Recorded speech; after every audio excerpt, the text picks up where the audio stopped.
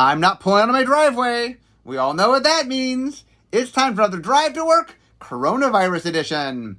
Okay, I've been doing lots of interviews while I've been at home, and today continues with another awesome interview. Today I have Rachel Agnes. Hi, Mark. Yeah, hopefully I can live up to another awesome interview. I certainly hope so. Okay, so the question I've been asking everybody to start with is, how did you get into magic? Great. Yeah. So this is phenomenal. Actually, I have a fun little tidbit. Just recently, as in a few days ago, I got a little pop-up on my Facebook, in my Facebook memories, if that makes sense, where it actually reminded me of the exact day, literally the exact day that I learned how to play magic. And it was 9 years ago. And I learned how to play magic. I'm from Southern California. I had just moved to San Diego and I didn't know anyone. I knew like 4 people in the entire city. And my roommate suggested that I come to play board game night with their friends. And since I didn't know anyone and I needed friends, I thought it would be a great opportunity. And when I got there, they were playing Magic. And they asked if, while we waited to play the board game, if I wanted to sit down and learn how to play. And the 2 decks that they were playing were an Infect deck. And then the other, and then the other deck was a Jace blue-white control deck, Stoneforge Mystic, really phenomenal, super powerful deck. And it's kind of funny because the 2 things that I love most about Magic now is blue-white control and Phyrexians and Phyrexian mana. So maybe in my formative years when I learned how to play Magic, that was really important. And the rest is sort of history. I learned how to play then. I was obviously very bad, as you normally are when you first learn how to play Magic. But I loved it, and I immediately was, how can I be the best at this? How can I play so much of this that I can beat everyone else? So what was your first set? So my first set that I started playing with was Innistrad. Innistrad, okay. Original Innistrad. Original Innistrad, yes. Okay, yeah. So where did you started playing, so how did you advance as a Magic player? Yeah, so I started playing, like I said, that's how I learned. And then that group of friends, I started hanging out with them more, and we would go to our local game stores and we would draft, and I had no idea what I was doing. And I hate not knowing what I'm doing. So then I started getting on the internet and like reading about how to be better at Magic and how can I draft and how can I build decks. And truly something that is important to me is like I need a competitive outlet in my life. And Magic sort of gave me that. Like it gave me this thing that I can learn so much about and continue to get better at. And that's sort of where it took me. And then I became really close with like certain stores in the area and like would work at PTQs for them and things like that. Okay, so and at some point, so you said you drafted a lot. Yes. Yeah, so that's what I first started doing, and then I got really into standard and really into eternal formats. And then I started writing articles for eternal formats, specifically for vintage. And then I was lucky enough to be on the VSL. And then I felt the need to continue branching out more and more and more. And the next big thing for me was that I sat down and I played Commander. And Commander just really spoke to me because I could build whatever deck that I wanted, and I could personalize it, and I could make a really good deck. But it still felt like mine rather than just pulling a deck off the internet.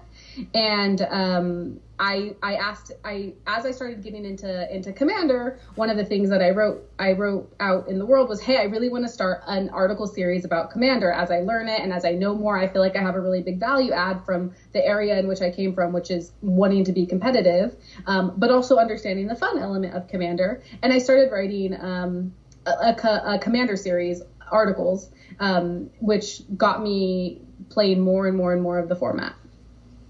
Okay, and so eventually, what happens? What's the end of this Commander story?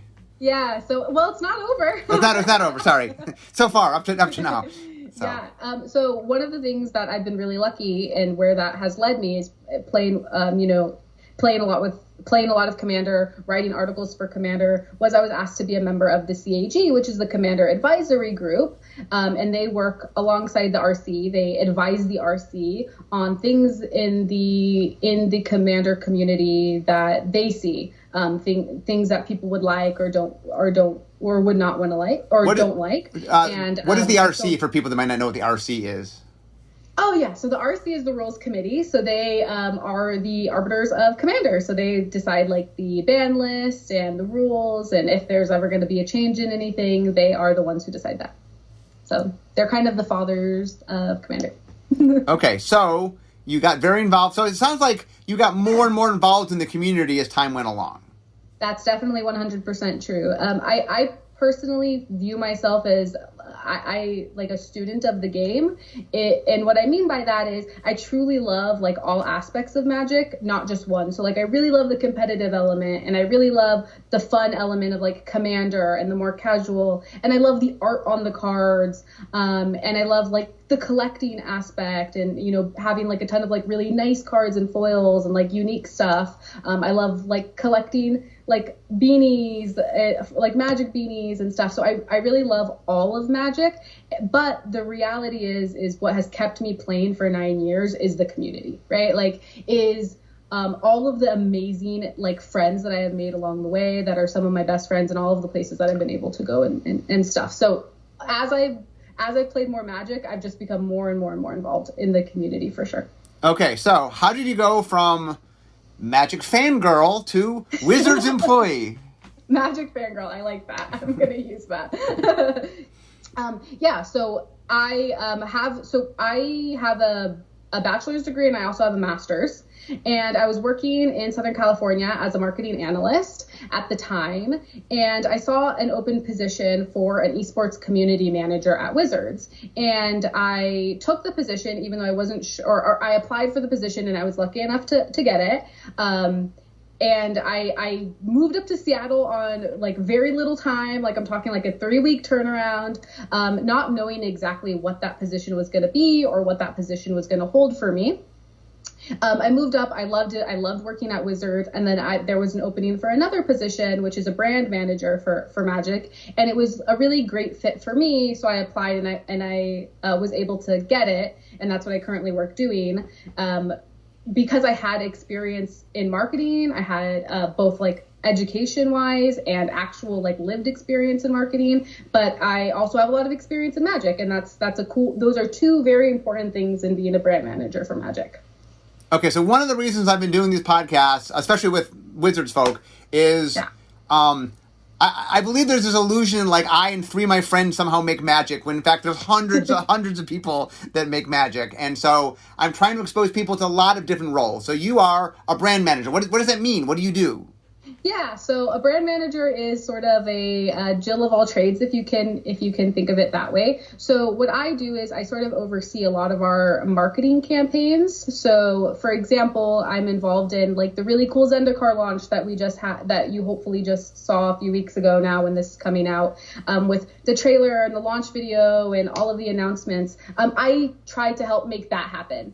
So I try to market Magic both to our core audience and other people as well. So it's a lot of touching a bunch of different things, but it's really about kind of like that moment of taking the product that studio has created and figuring out the best way to bring it to our players and bring that joy to everybody. I want to dive deep on we're going to use Zendikar Rising as our example, since that's the most recent set. So I just want to sort of walk people through. I have some sense of this scope, but I don't think most of our listeners do. Okay, so we've made Zendikar Rising. It got designed. It got play tested. It got edited. They made packaging. Anyway, when do you get involved? When's the first thing you do on Zendikar Rising? Let's say. Yeah, so I don't actually touch making the product in any way. The product, when it gets to me and the stuff that I do, the product is already made and ready to go. The set has been designed, phenomenal packaging has been chosen for it, etc. I get it before it actually goes out the door to our consumers. And we, like, for example, I work in conjunction with many, many other people on things like the preview plan and things like the assets that go go out with the set, how we talk about the set, when we talk about the set. I'm not the arbiter of all those things, but I'm involved in those things. So real quickly, just because you're using some terminology the audience might not know. So when you say an asset, what is an asset? What does that mean? Like a graphic, like a little picture that you might see on social media, or you might see like as an ad for magic. Right. So one of the things that happens is, it's time. The set's going to come. Like, how much you get involved? How long before the set comes out? I would say we generally start planning, and we generally need to start planning a few 6-7 months before a set comes out. So we come to you and they say, okay, Zendikar Rising's all done. I mean, it's made. We know, okay. Now, what are you going to do? What did you need to do with Zendikar Rising? So you have the set. Okay, so what are you figuring out exactly? We're figuring out when we're talking about the set, we're figuring out when we're telling people about the set, when we're revealing packaging, when we're starting previews, what those previews are, how do those previews go, how are we just sending them out? We're figuring out are we going to have a launch video, or the trailers, or all of those things. When do we release those? What do we release before those? What do we release after those? All of that, like the entire picture, like everything that you see touches the people that I work with. I don't do all of that. I'm one piece of that. Right. Okay, so I just want to take some component pieces so we can... I'm trying to dig in deep here so people can see all the stuff that goes on. So let's take the trailer as an example. Yeah. Okay, so how much before the set coming out, how long does the trailer take to make? Trailers take a long time to make. That's our longest... that is the longest thing. They would take a year. Okay, about a year. Okay, so... now, one of the things, for Zendikar Rising is, are you involved in sort of what the messaging of it is?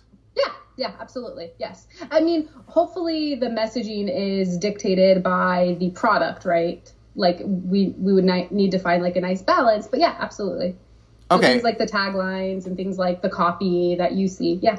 And so what happens is there's a team that makes it. You're not making the trailer, but you need to check in from time to time to make sure that they're not going astray from the message, right? Yes, exactly. A lot of my job is not super glamorous. It's about, hey, how many cut downs of the trailer do we need? Well, we need to have the full trailer, but you also need 30-second cut downs that you can play in these areas. And this region needs this, type of trailer and those types of things. So there's a lot of little glamorous work that's probably not super exciting to the audience, but it's all things that go into making magic be accessible to everyone across the world. Right. So, and once again, I'm just staying on the trailer here so we can talk about all the things the trailer do. Okay, so first off, you have to make sure they stay on message, make sure that whatever the message we're trying to sell is, that the trailer's matching the message. And then how is it getting used? And like you're saying, the trailer gets used in many different places. It's not just yes, the full cut trailer will probably be on YouTube or whatever, but there's small versions of it that different markets might need. That's a 30-second, or you have to figure out all the different ways it's getting used. Yep, exactly. Yeah, all of that very unfun stuff that is the little things, like making sure you have localized end cards so that, or making sure you have the trailer has burn-in, asset or burn-in subtitles for different languages if there's talking in it, and all of those types of not super fun things, but things that need to be done so that everyone can enjoy it. And I do want to highlight again, I'm not the only person who does this. We have many teams who work on the marketing campaigns for all of our sets. Okay, so for Zendikar, you did the trailer. Okay, also, what else is there? What else does Zendikar Rising have to do?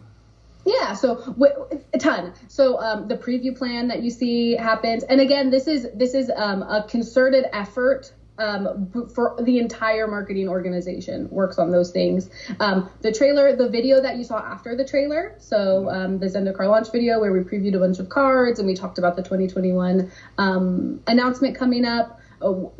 We all work on that in the marketing organization. Paid media, for example, we work on. We just work on everything that you see about Zendikar touches the marketing organization in some way. So real quickly, I love diving into stuff. Paid, what does that mean, paid advertising? What does that mean?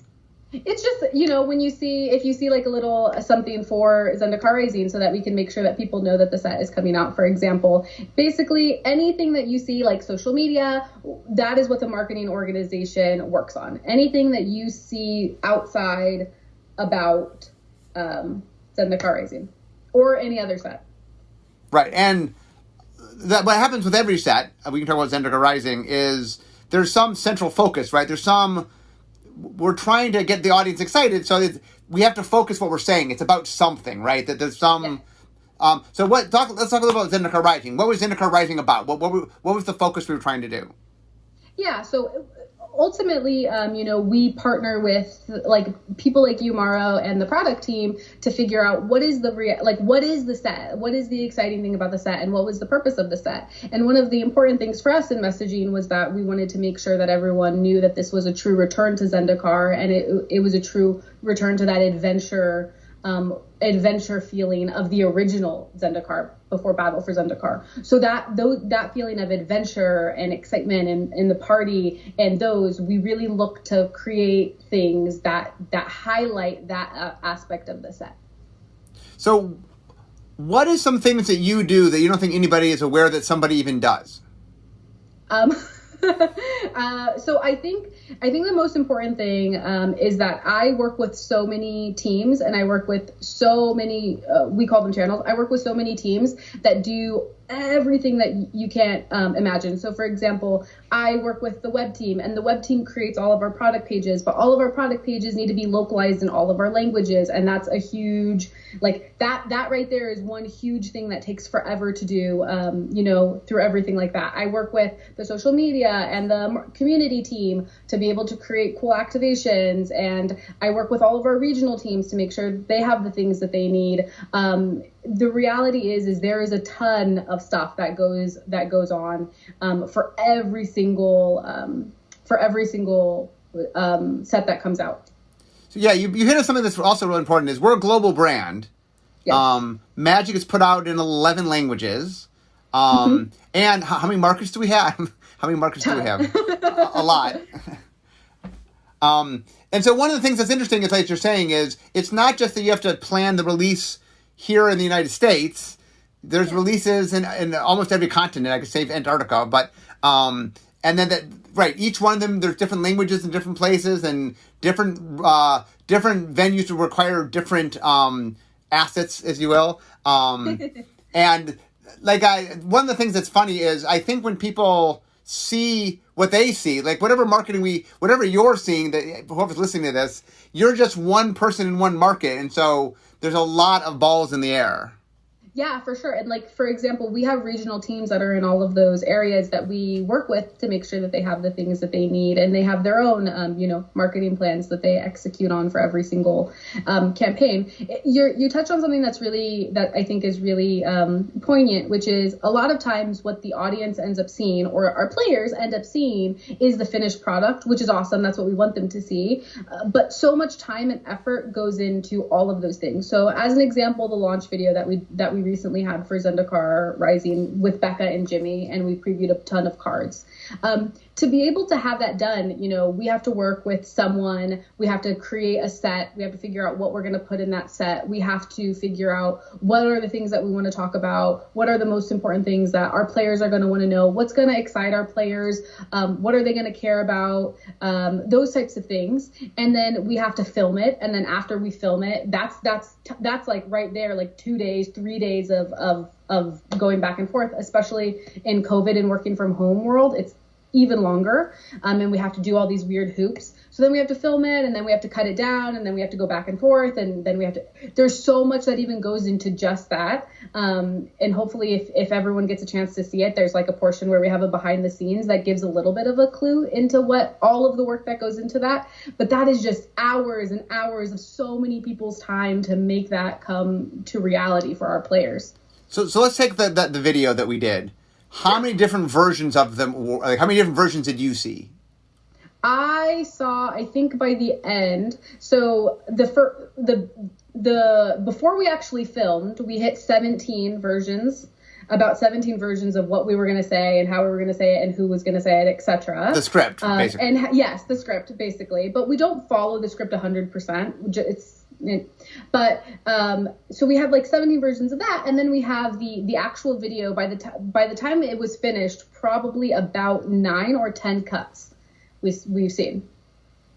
which means I get to see it, other people get to see it, we all get to see it, and make sure that we have like appropriate notes, and we're making the best video for our players that we possibly can. So you can imagine the the back and forth and all the fun stuff. And while this is going on, for example, that's just that video. The trailer is going on, and you're, I don't know, seeing how many cuts of the trailer. And yeah, exactly. Yeah, so there's a ton of other things. So brand manager it touches all of those things, if that makes sense, and make sure that everything is on rails. Make sure that everything is going in the right direction. Now, are you also? We've been talking a lot about sort of the videos, and but. There's a lot of different kinds of advertising that go on. Do you want to talk a little bit about, like, when you market a set, how many different venues are you marketing on? Just so many, especially when you consider it's almost like it's hard to actually qualify and quantify. There are so many, and every region is also different, and the needs of each region are different. But the most important thing is that we always try to look back and say, like, hey, where are our players, and where can we make sure we put a lot of effort into where they're going to come across things, where they're going to see things, and what's going to make them happy, essentially. Okay, and here's another really interesting aspect of this. So not only do we make stuff, we obviously make trailers and this and that, but another big part of marketing is, especially in this day and age with the internet and such, is we have a whole community, right? And we not only do we want to market it, but we want to enable our community to market it. So let's talk a little about how does that happen? Yeah, so I mean, I think essentially, so previews are a good opportunity for that, or a good thing that we do with that. And I think, my biggest thing, like if I step away from all of the really sort of boring and nitty gritty stuff that I'm talking about, I think the coolest opportunity that I have, and the thing that makes me really excited to get up every day and work with Magic, is I want to make Magic players feel super, like, unapologetic. I want Magic players to feel like Magic is so cool, because it truly is. And I feel like if we do a good job of just giving our players what they want, and providing them with like really high quality stuff that they can get super excited about, they then get super excited and they want to talk about Magic, and they want to make content about Magic. And I think that's the best relationship, is us being able to really excite them with all of the cool stuff that we do, and make them feel like so ready and excited to want to play Magic and talk about Zendikar or whatever other set. Okay, so we talked video, we talked the trailer, we talked about doing previews. Oh, actually, we did. Let's get into previews a little bit. We didn't talk too much previews. So, what is the essence of a good preview season? Well, I think that is dependent on the set. And I do want to highlight, I don't own previews by any means. That's definitely like another team, but I work with them on like certain things that I need for like the debut video, or certain big beats in marketing that we're looking for, right? And those types of things. So, but I think what makes a good preview season is, just being able to get people previews that really like resonate with them, and get different outlets previews that make sense. I think the rest is I think it's different per set. So here, I'm gonna use a little metaphor. I like metaphors. So one of the things that I think a brand manager is kind of like is a conductor. In the sense that you have all the teams are all the musicians playing all their instruments, and it's not that you're playing any instrument, but you are sort of understanding the strength of all the instruments and making sure they're all playing together, so that there's a unified sort of message through the, Zendikar Rising's coming out, and everybody's sort of saying the same thing, so that it all sounds like one big message rather than lots of little messages. Exactly. Like, so hopefully when I'm talking about all of the different things, they all have subject matter experts that do those individual things, right? Like we have a team that is phenomenal, like a creative team that's phenomenal for the videos. We have a social and community team that manages that. But you're right, like a brand manager has to be able to oversee it all and make sure we are all in tone. You're 100% correct in that. Now, one of the things about Magic, which I'm curious, I mean, something I enjoy, but I'm curious from you, is every set is just really different. So marketing Ikoria is very different from marketing Theros Beyond Death, which is very different from marketing Throne of Eldraine, which is very different from Zendikar Rising. Do you enjoy the fact that every set's so radically different, or is there challenges to that? I mean, there's definitely challenges, of course, because it's not as formulaic as you would make it a little bit easier. But ultimately, that's something that I'm obviously very excited about, right? Like being able to move on to the next set and think about like what's unique about it and what are our fans really going to love about it and what is the most important thing. Like obviously there's 1,000 things you could say about a set at any given time, right? Like there's so many, like, and being able to find like the core thing that's just A, true to the set, and B, really going to excite our players is so exciting. And if you didn't have different sets, it would become boring very fast. So what, do you have any, so of all the sets you've worked on, I mean, you've been there a year? Yeah, so I've worked at Wizards for about a year, a little over a year now. So what is your favorite story of working at Wizards? My favorite story of working at Wizards. Wow. I feel like I'm a little bit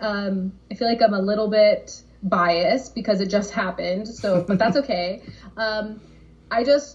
Zendikar Rising, when we launched Zendikar Rising, and what I mean by launch is we had, previews started, we had the trailer go out to our players, a trailer for Zendikar Rising, and we had the 2021 Creative Slate announcement that went out.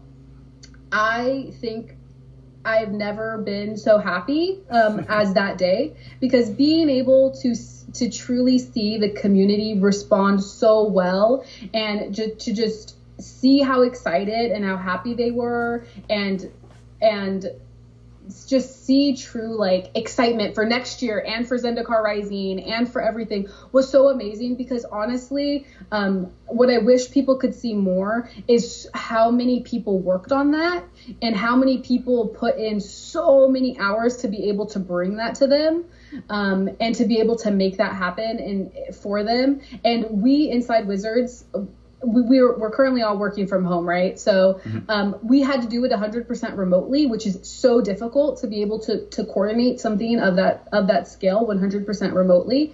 And we just were all in this Teams chat together, and to see how excited everybody who I worked with was, to see how happy everyone was about that is just honestly like one of the most touching moments, because a lot of those people pulled long hours to make that happen. They pulled like working on the weekends for certain things, and then to be able to see it pay off and to see our community get really excited is like something I think you can't really put into words.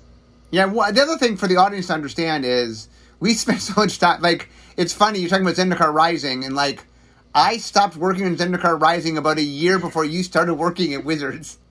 Yeah. And so it's so odd in my organization, because that's something that people also might not know, is when it gets to me and I'm working on it, the people that actually worked on it and made it happen, they haven't worked on this set in years. So I'm coming to them and asking them, and they're like having to deal with all of my questions about like, what about this and what about that, and they're like, well, hold on, I need to like bring myself to 2 years ago.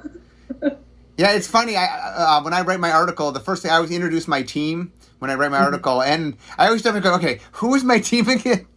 Because I've had like 8 teams since then, and so it's like I just try to remember. Yeah. So anyway, I'm almost to work here.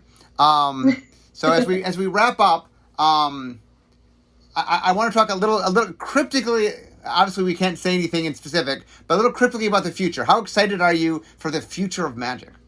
I am so insanely excited, and I'm truly not just saying that. Some of the stuff that I've been excited about and have had to hold in for months is now out with the latest announcement. Like, for example, the Old Border cards. I have just been dying to tell people about that forever. But the craziest thing is I see how the community is reacting to 2021 and how excited they are about like what we're bringing.